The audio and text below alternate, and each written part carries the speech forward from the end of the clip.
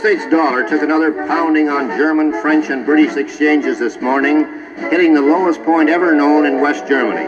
It has declined there by 41% since 1971, and this Canadian thinks it's time to speak up for the Americans as the most generous and possibly the least appreciated people in all the world. As long as 60 years ago, when I first started to read newspapers, I read of floods on the Yellow River and the Yangtze. Well, who rushed in with men and money to help? The Americans did, that's who. They have helped control floods on the Nile, the Amazon, the Ganges, and the Niger. Today, the rich bottomland of the Mississippi is underwater, and no foreign land has sent a dollar to help. Germany, Japan, and to a lesser extent Britain and Italy were lifted out of the debris of war by the Americans, who poured in billions of dollars and forgave other billions in debts. None of those countries is today paying even the interest on its remaining debts to the United States.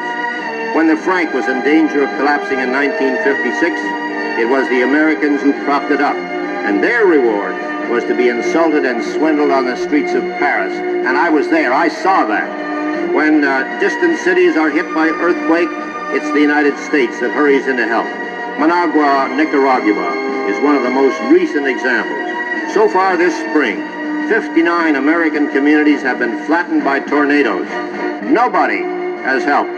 The Marshall Plan, the Truman Policy, all pump billions upon billions of dollars into discouraged countries. And now newspapers in those countries are writing about the decadent, warmongering Americans. Now, I'd like to see just one of those countries that is gloating over the erosion of the United States dollar build its own airplane.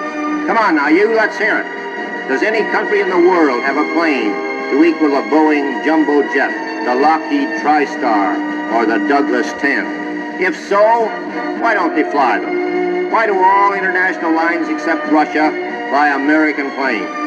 Why does no other land on Earth even consider putting a man or a woman on the moon? You talk about Japanese technocracy and you get radios. You talk about German technocracy and you get automobiles. You talk about American technocracy and you find men on the moon, not once but several times, and safely home again. You talk about scandals and the Americans put theirs right in the store window for everybody to look at. Even the draft dodgers are not pursued and hounded. They're right here on our streets in Toronto. Most of them, unless they're breaking Canadian laws, are getting American dollars from Ma and Pa at home to spend up here. When the Americans get out of this bind, as they will, who could blame them if they said to hell with the rest of the world? Let somebody else buy the bonds.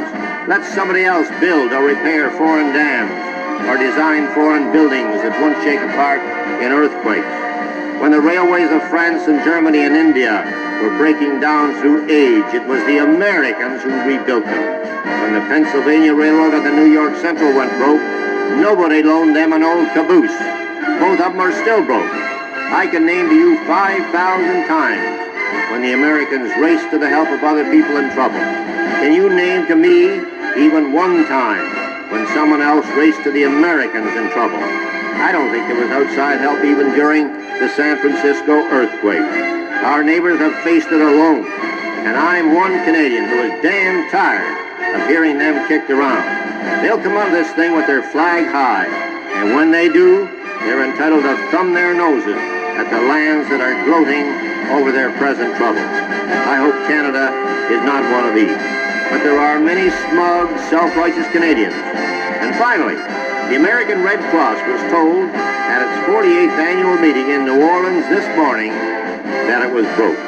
This year's disasters, with the year less than half over, has taken it all, and nobody, but nobody, has helped.